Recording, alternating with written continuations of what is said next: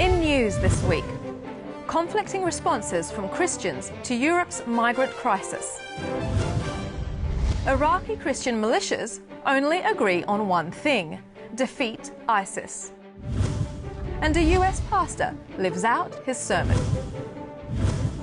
This is InFocus Christian News and Current Affairs. After a major 24-year study, researchers have found clear evidence identifying which fruit and vegetables help with weight loss. The basic problem, which people instinctively know but often ignore, is that it's easy to eat and drink more than the body needs for its daily energy supply. The solution, according to the study published by the Public Library of Science, is to focus on high-fibre foods with a low sugar content.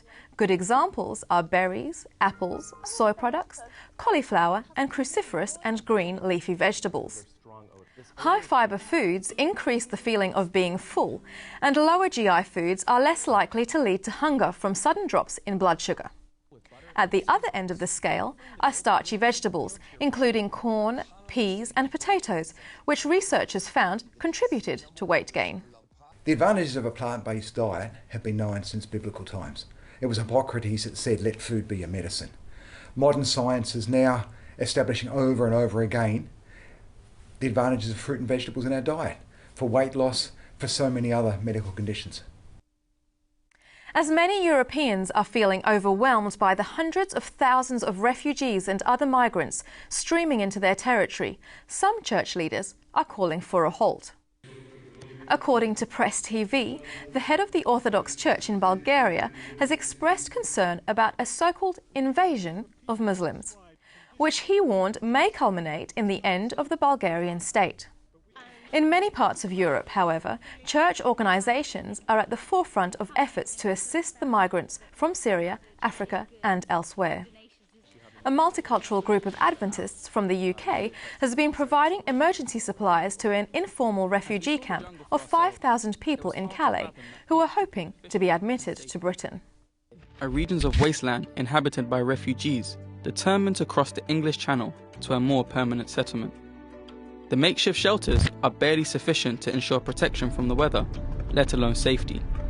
They rely on the kindness of charities for even one meal a day. A Christian businessman from Egypt is working towards his own creative solution for Europe's migrant crisis. Telecommunications and media magnate Naguib Sawiris said he's in the market to buy a Mediterranean island where fleeing refugees can establish their own new society.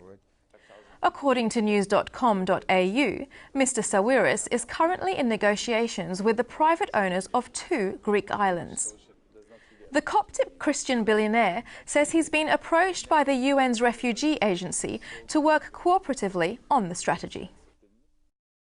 And if you think it's easy being a refugee, the Adventist Development and Relief Agency in Canada has a challenge worth taking. ADRA Canada is supplying standard refugee camp rations to people wanting to understand the refugee experience and do a bit of fundraising.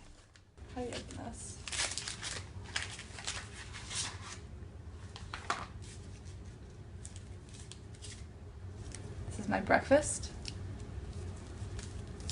lunch, and dinner.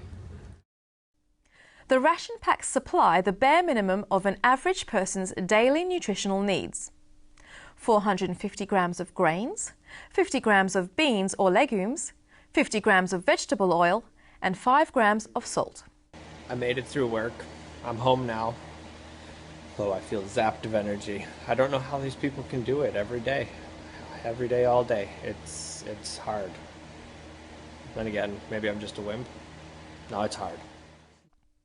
Despite the ever-present threat of ISIS to the very existence of Christians in Iraq, the handful of armed Christian groups defending their land are struggling with political differences.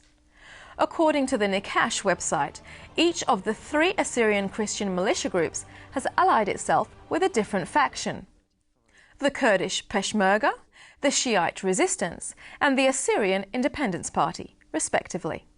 For now, each of the Christian militias is at war with their common enemy, ISIS. But it's already clear that even if ISIS is defeated, the Assyrians' traditional lands on the Nineveh Plains will continue to be a hotly contested region on the border of the emerging nation-state of Iraqi Kurdistan.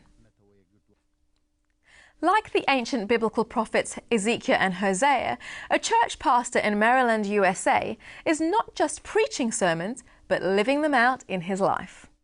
For a 49-day period, Adventist pastor Tim Madding is spending 7 days without a series of 7 basic human needs. I'm not taking a tent, I'm taking my sleeping bag and a tarp in case it rains. I have no idea where that will be. I'm staying at a shelter, and I'll be sleeping in my car. I'm taking only $20 of cash. Pastor Madding has already spent 7 days being homeless and 7 days without shoes.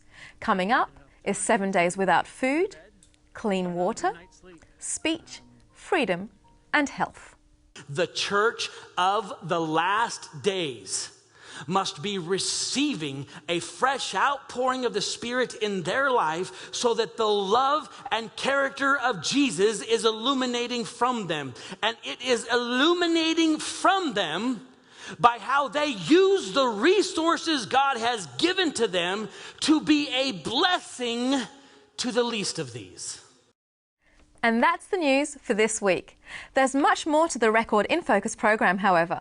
If you'd like to see the full package of news, views and interviews, visit our website record.net.au. Thanks for your company. I'll see you next time. God bless.